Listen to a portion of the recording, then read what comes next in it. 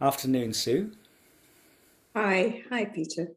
This is Sue Lefton, and Sue is the first person actually that I've interviewed who isn't interviewed about Mike rather than interviewing Mike himself, Mike Alfreds, who isn't actually an actor who experienced working with him as an actor. Sue, you're a movement person, and I probably got that phrase slightly wrong. No, that's fine. Um, and from what I gather, Mike speaks so glowingly about you in more than one of the chats that we had together.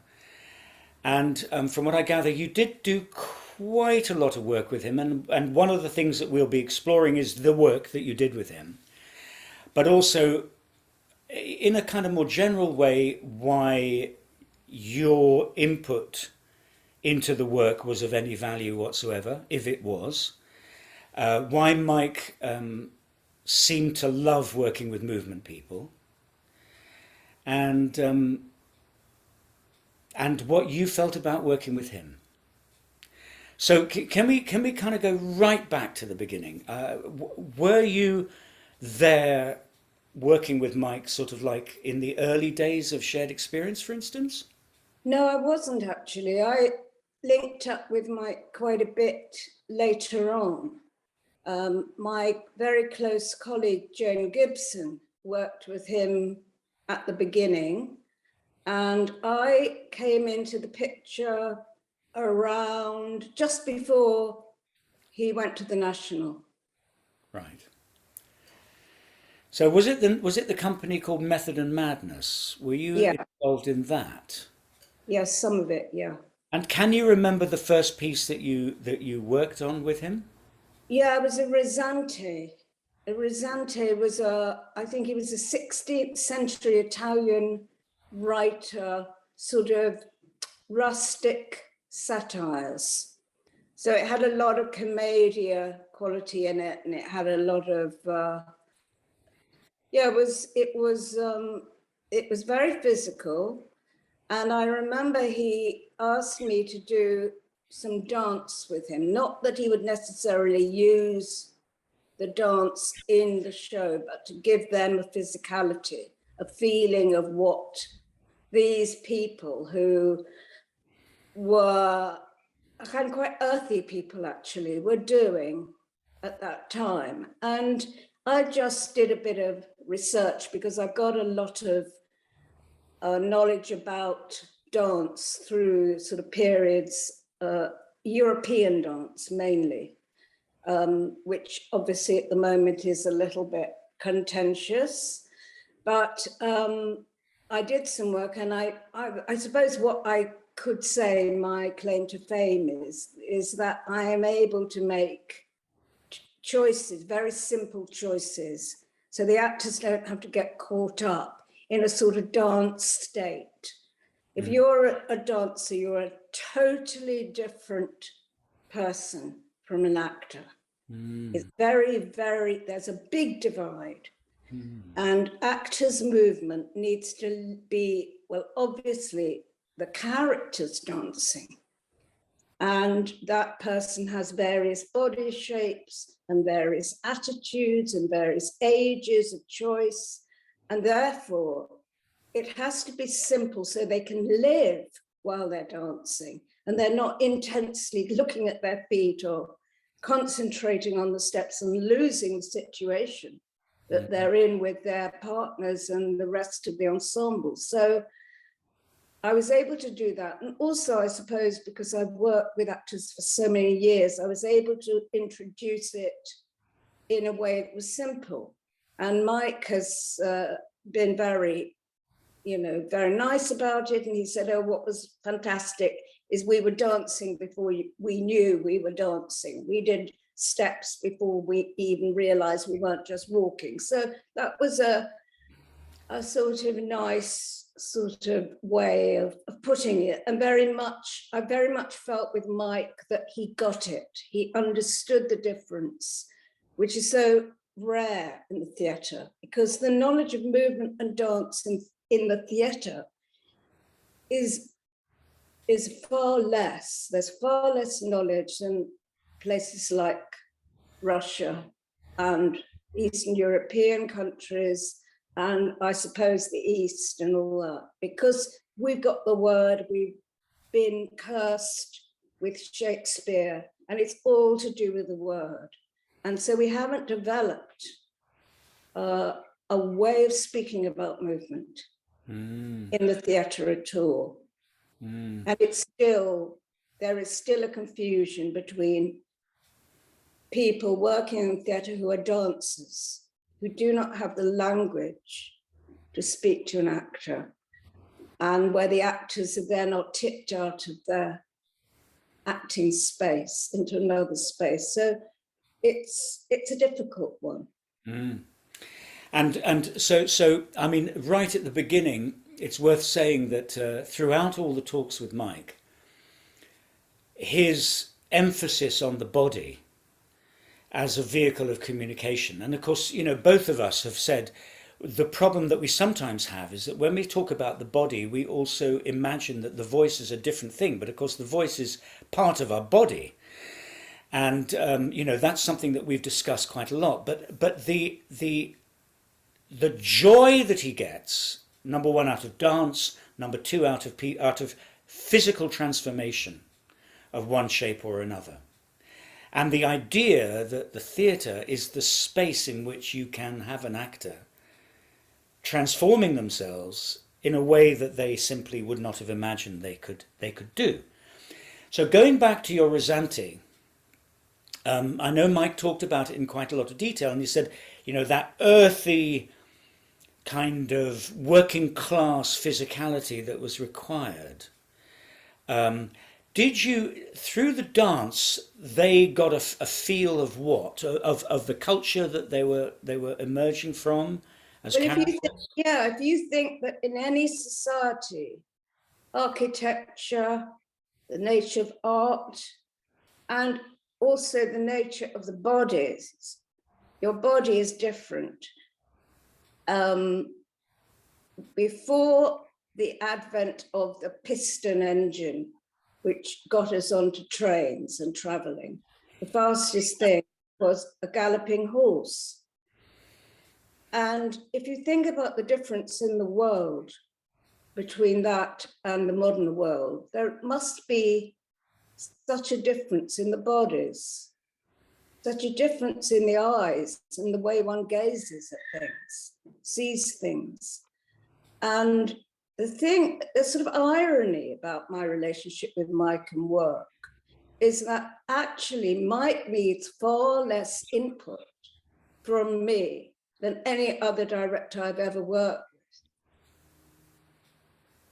with, because he does so much with the body. So all the things he's described about character, and it can be played so many different ways, even though when you look at the play scrupulously, there are the same things said in the Chekhov, in the Cherry Orchard about people, but the character comes out in a different way according to that person. He is able to bring that physicality out. And I suppose the most I really need to do is the dance and the preparation of warming up the body in the way that one does with actors, and getting them, the clay, if you imagine the clay is cold and hard, warming it up, getting it flexible, getting it, the muscles, softer, more available, feeling the weight of the body, feeling the levity and the gravity in different ways, so that the body can respond to Mike's instructions. Now, with other directors, I would do character work, I would do mask work, I would do the world of the play, physically exploring, if it was on a beach or in an island like the Tempest, play at Tempest, I would explore that physicality, all those things. But of course, Mike does it. And even though I trained with Litz Pisk, who was a wonderful she was a movement teacher. Even though I trained with, I'm very, very lucky. I've had Litz Pisk, I've had Jacques Lecoq, and I've had a lady called Belinda Quarry. Belinda Quarry taught me dance history. Mm-hmm. Jacques Lecoq taught me how to, what possibilities the body could speak without text. And Litz Pisk taught me how to make a body, an actor's body, ready to transform. So I'm very, very lucky. I've hit, quite by accident, on really, really great teachers. And even I suppose I hit that a bit when I was training as a dancer, because I was almost going to go into the Rambert company, and I was in the company class. So I trained with Rambert, Marie Rambert, and also in my earlier days with Ninette de Valois. So, you know, I've been very privileged. I don't know how it happened, but it kind of happened. But so when I come, I think of all the people who've taught me. I have done what Mike needs, but I've watched in awe, actually, as he then levers out and pulls out these amazing transformations in people. And then maybe I'd watch them and I'd say, well, he could have gone further if his shoulders were freer and the shoulder blades and the shoulder ball worked together more. And, you know, he could have rounded his body over more in a more comfortable way, kept his vocal, you know, vocal parts freer because of it, and therefore could maintain that performance over months, over years without damage. But so, as I say, it's quite strange. Mike has influenced me so much and taught me so much. And we became mates. And when he lived in Hampstead, we used to go for long walks over the decades, really, where we both were younger and then we began to get older and enormous things happened. And so I kind of followed him. And I think what is really touching about the way he is now is he's freed up so much. His notion of what you can do, what you can't do is mellowed. So he will say, rather than saying, well, he says much more, look, don't worry, we're trying it out, see if it works. We're not going to try and achieve anything. You know, we're not going to work quite so many hours. And, you know, in the old days, I loved it because I was an absolute kind of workaholic as well. So for me, working and working and working, it was a great thing. And in fact, when I was at the RSC for about 18 years with Adrian Noble, who was a wonderful, wonderful person to work for because he allowed such scope for his team, his artistic team, just gave over to them. Adrian would say, oh, don't give her any more rehearsal. She'd work all night if you let her. So, I mean, I was like Mike, like that. And I know a lot of actors found it very tiring, but then of course I wasn't one of the actors and I wasn't up and doing. But gradually over these years, just coming back to my point, he's revealed, and I don't want to sound smarmy, but actually his genius. Because as I understand genius is a combination of incredible hard work, absolute attention to detail, absolute ability to dissect everything and categorize everything, have everything, all the facts at your fingertips, and then to be able to allow a sort of creative chaos, which is free, and to the actors now completely free. So this combination of creative chaos and absolutely alarming, almost alarming kind of insight, as you and I were talking about those, making this character lists for every single character. And it's very tiring doing that. I've tried to do it and I've never, gone through everybody. That's just an example, but he works. I mean, for him, working is what his life is about. Theatre is what his life is about showing things in a different way, not about showbiz, about showbiz. But I think, actually, interestingly, he could be very showbizy too. He loves musicals and he knows how to. I think he could do it too. I love the fact that when he was working in America, his early stuff, he had to get shows on in a week, and it was a musical, and you'd have 3 days rehearsal or something to get this show on, and the idea of sort of summer stock was completely familiar to him. So I think, and also his training that he talks about in episode 4 or something is fascinating, because in a sense it was a very old-fashioned training. He said there was a wonderful old lady who would teach you how to hold a glass and how to open a French window and how to hold, have your body looking out towards the audience and all this stuff, that he imbibed and he knows.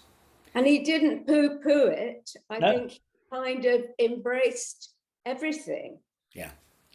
And that's right. I mean, you're absolutely right. He's not dissimilar to Peter Brook, who actually was in his early time was able to just knock these shows out, and that kind of that exercise of all your sort of talents, all your energies, focus into one thing very quickly. I think that sets him apart as well. He hasn't had the luxury of 12 weeks, but he knows what to do with it.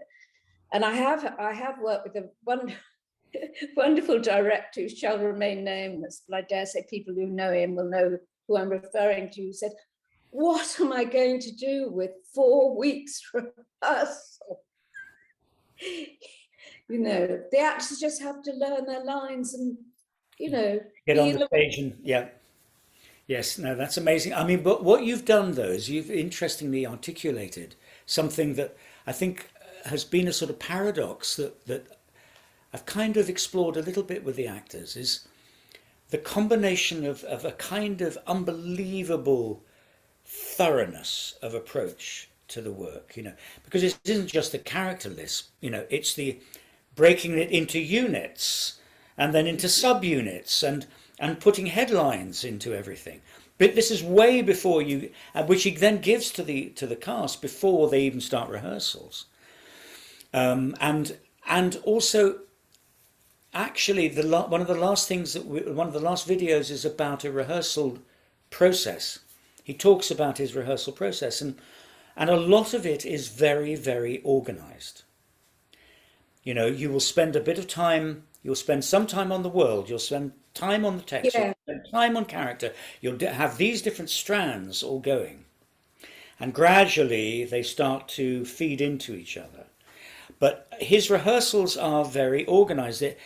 But then, when you said creative chaos, that's the paradox, is that people go, well, how can somebody be so free when they are so kind of governed, as it were? This is your, eventually you find your objective, you find this, you find that. And I mean, Mike has addressed that in millions of these videos. But it is a very curious mix, because it isn't a director coming into the room going, look, let's just explore this play together. I haven't actually read it myself yet, but let's find out together. Mike knows his text almost backwards, almost literally backwards by the time he gets in there, doesn't he? Anyway, yeah, sorry, go on.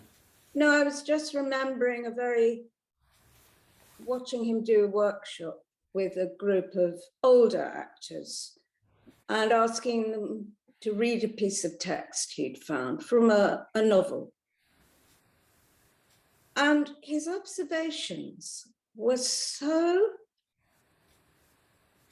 stunningly simple.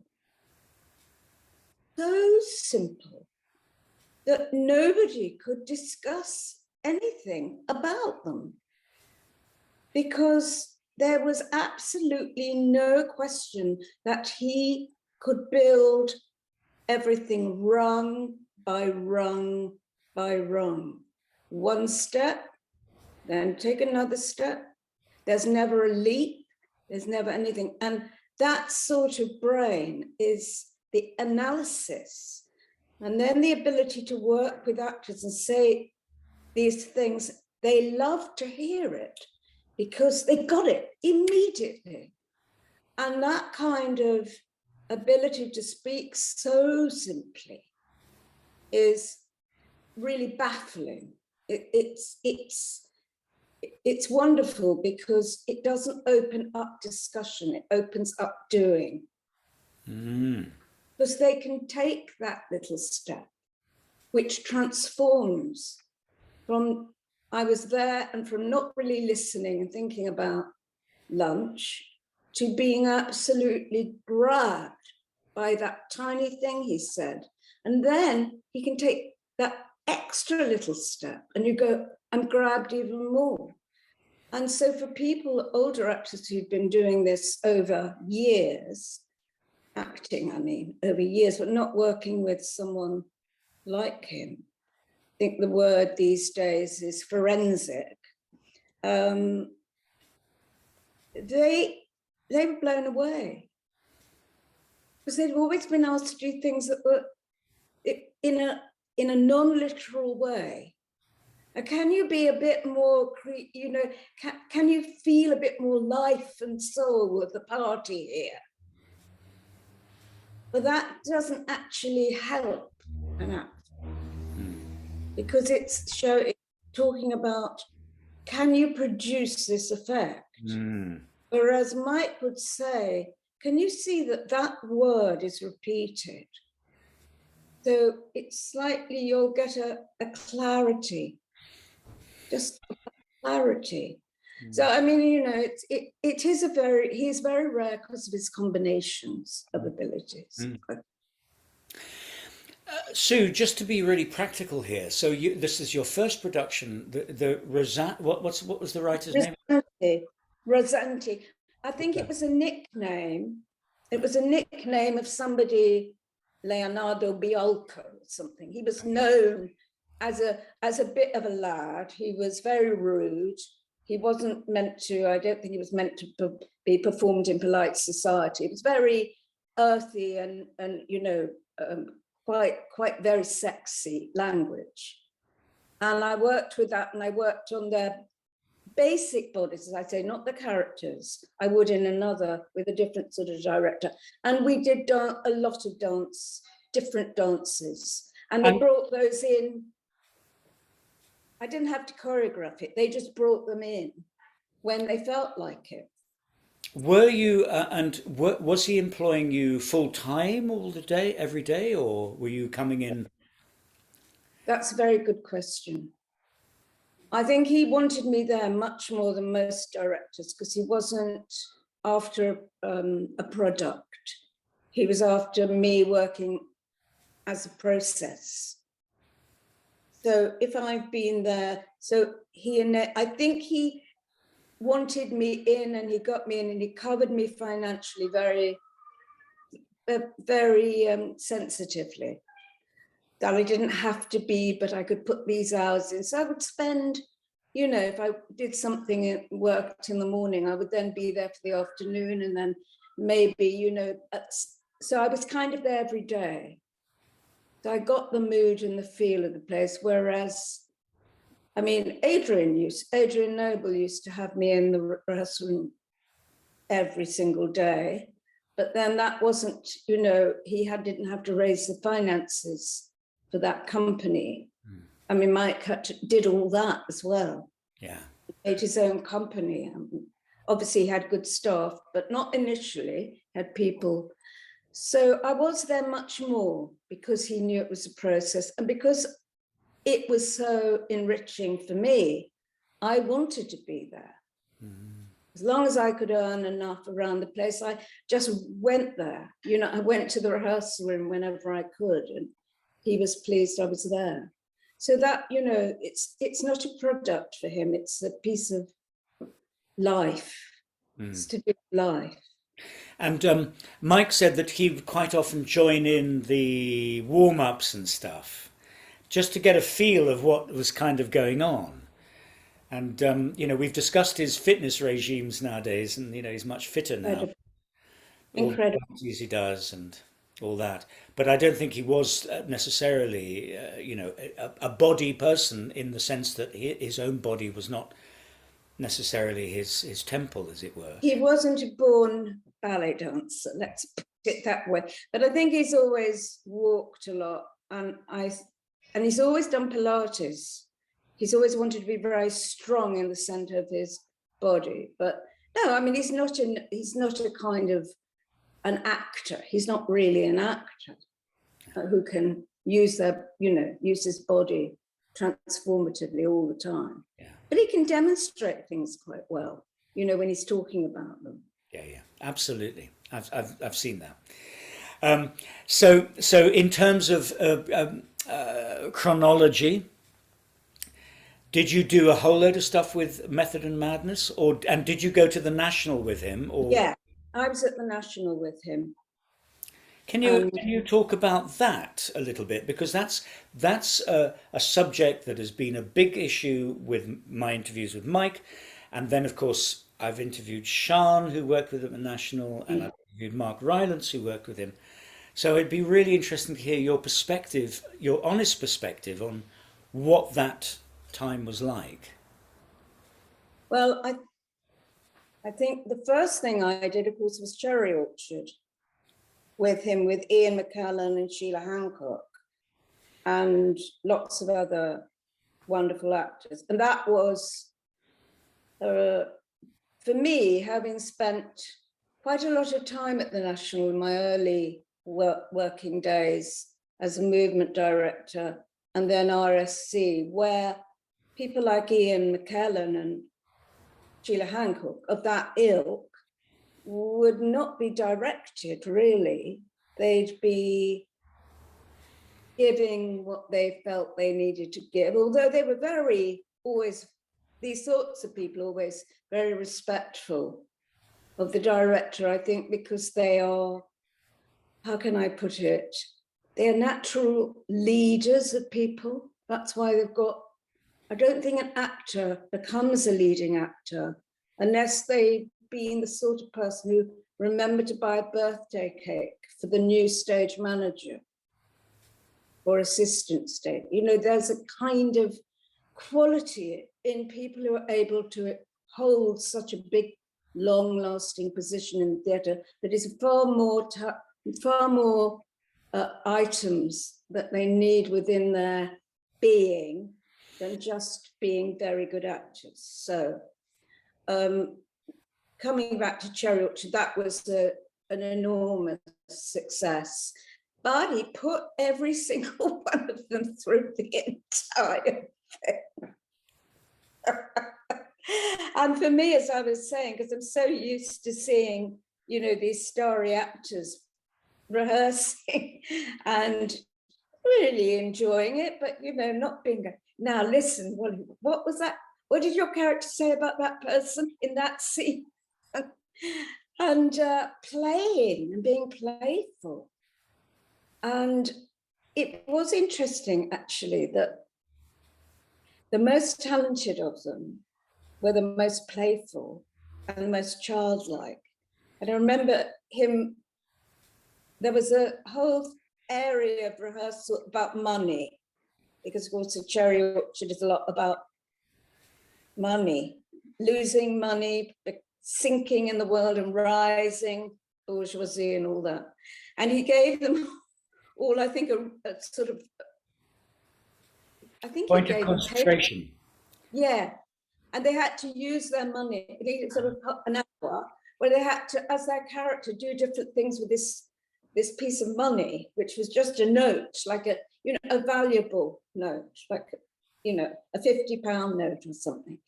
And it was the most talented were hilarious, heart-rending. I mean, you didn't know where to put yourself or who to look at first. And it did show that these actors like Ian McKellen and Sheila Hancock, who've lasted, it's this endurance that's what it's about, had this incredible talent. They really were talented. They weren't just names that managed to keep going.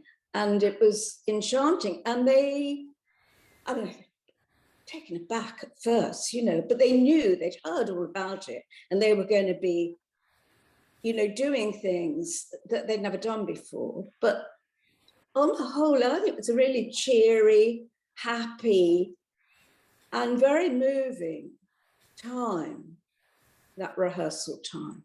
And I was there all the time then. And it was wonderful. And every performance was different, and all that was happening. And I think a lot of those people will never quite feel the same again, and will carry that inside them, even if they don't have directors who will do that for them. Well, Ian McKellen said that. Oh, did he? He did, yes. He said, that, I mean, he couldn't say a bad word about Mike and about that process. And he did say, that there's so much that I took away from that and that I still use, even in my film work. So, there you go. I mean, as you said, Ian McKellen absolutely sounded as if he absolutely loved every minute of it. And of course, there were one or two actors who didn't. Yeah. I love Eleanor Braun, but she's like it. Oh, she's wonderful. But yeah, I think there are some people who feel they're being invaded, that all their personal work is, but it's for ensemble work. I think when it finally push comes to shove, it's about the group. Mike has got to have a group. He can't work with the star and then the co-star and then the little people who have, he can't work like that. And I think it's so yeah, there were a few people who came up against it, but not everybody. And actors become actors for so many different reasons, and they don't all become actors because they feel it's the way they can change lives, which is what we rather grandly wish we could do. Yeah.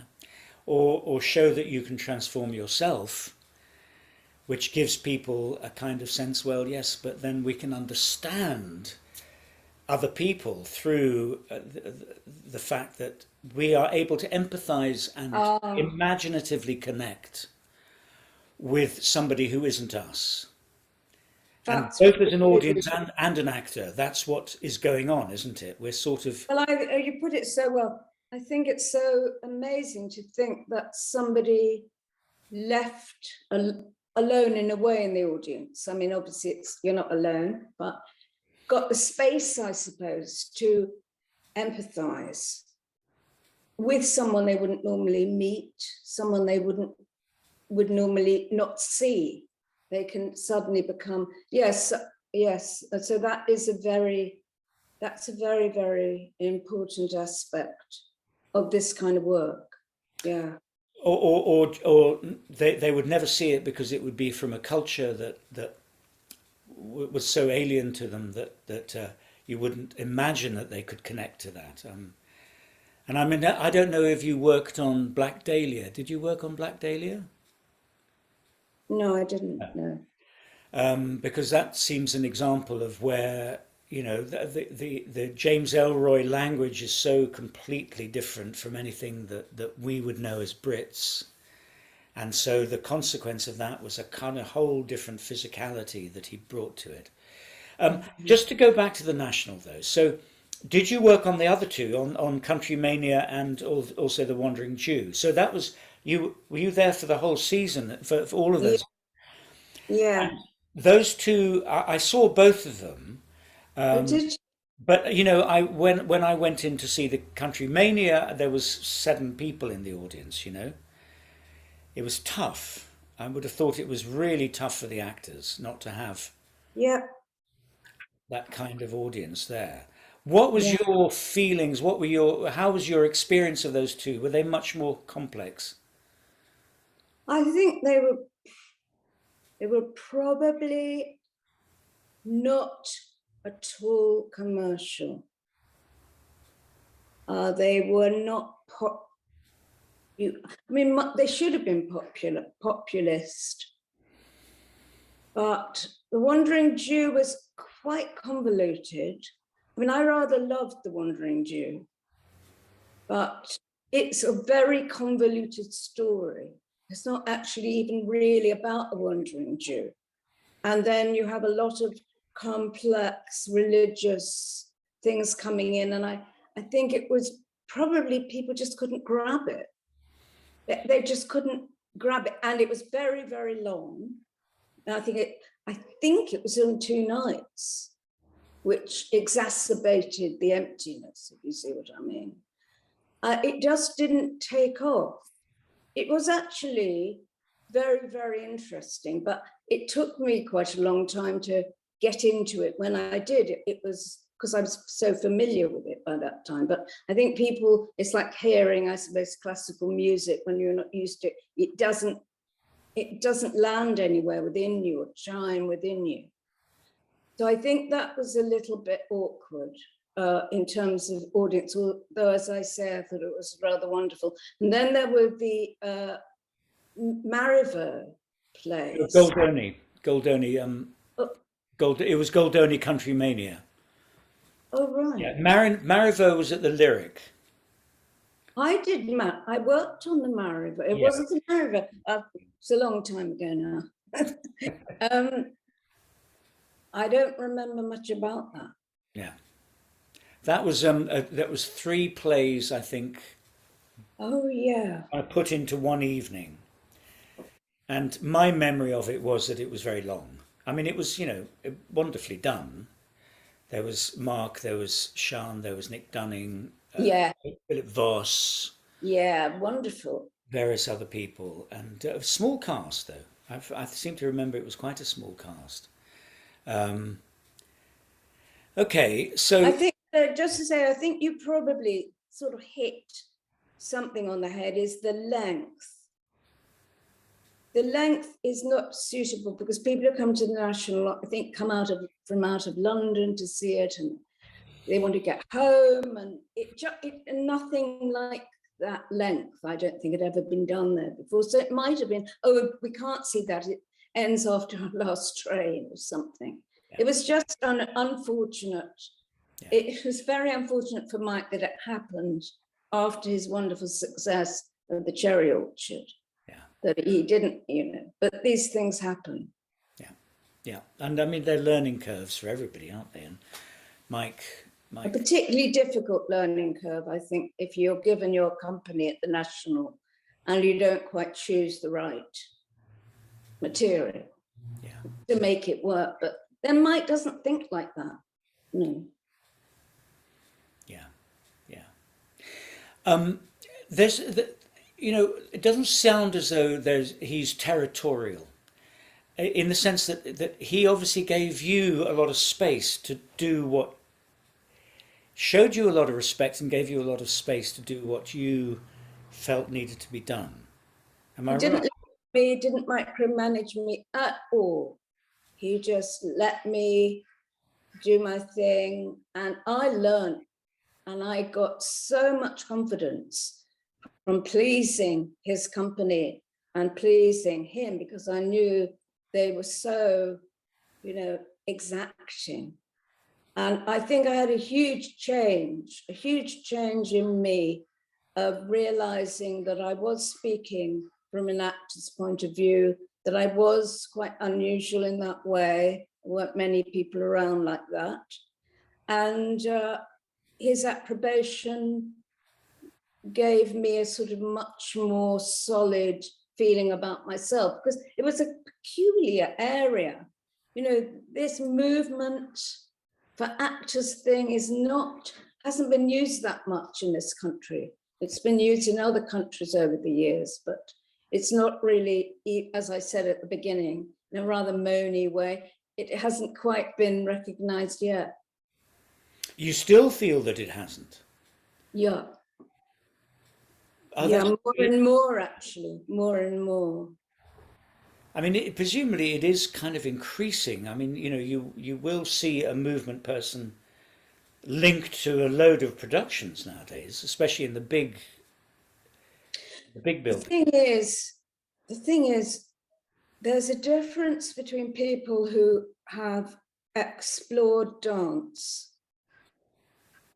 and people who have, I mean, I suppose with me, my journey was this, and this is what I think distinguishes between me and some of my very good colleagues and other areas of movement direction.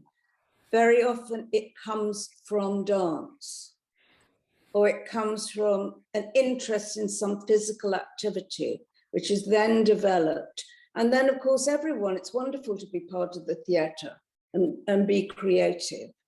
And some people, I guess, can manage it, but I felt I had a sort of, and I've never said this publicly before, so you may not want to use it, but I was trained as a dancer up to a level of company standard, going into the Romberg company. And then as they had to do all these x-rays on people's joints and backs to make sure they could tolerate that sort of classical training going on doing it, they found that I had a sort of very bad problem in the base of my spine, which always hurt.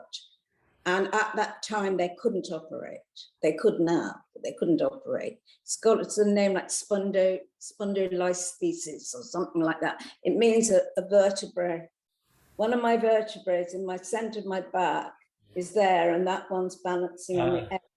The one underneath is fractured. So I left that and I went to the Central School of Speech and Drama, where I met Litz Pisk, who was this amazing, she was an architect actually, she escaped from Vienna, you know, when people were leaving, she left. And her work was really from an architectural and art point of view, so visual arts. But she had devised this kind of movement for actors. She was very interested in all these things. She wasn't a dance person. She was something else. And she ignored me. I mean, I thought of movement. And I was kicking my legs up around my ears, and everyone else could hardly lift their legs up. And I thought, why you? And she never took any notice of me. And I thought, I can only think that I'm so good that it's embarrassing to point me out, you know, and the others will feel awful, because of course I am. And then, of course, one day I realized that I wasn't. I was dancing through the exercises. I was dancing the exercises. Now, when you do movement for actors, you're in a completely different space in your head. And you have to allow things to happen to your body. You can't manipulate every position. And I was so, you know, you're trained as a dancer in front of a mirror, organizing what you look like. And that is the opposite from what an actor does. An actor grows and changes from inside, from the character and the sensation. And I do remember one day doing a leg swing, because we used to have to swing our legs with a complete release in the hip. And so really what you were doing is not doing anything. It was like a swinging pendulum. And I remember just thinking about something else while I was doing it. And she stopped and she said, "There you are, Susan. There you are." Wow. And I thought, oh my God, that's it. It's but it took me over a year to get there.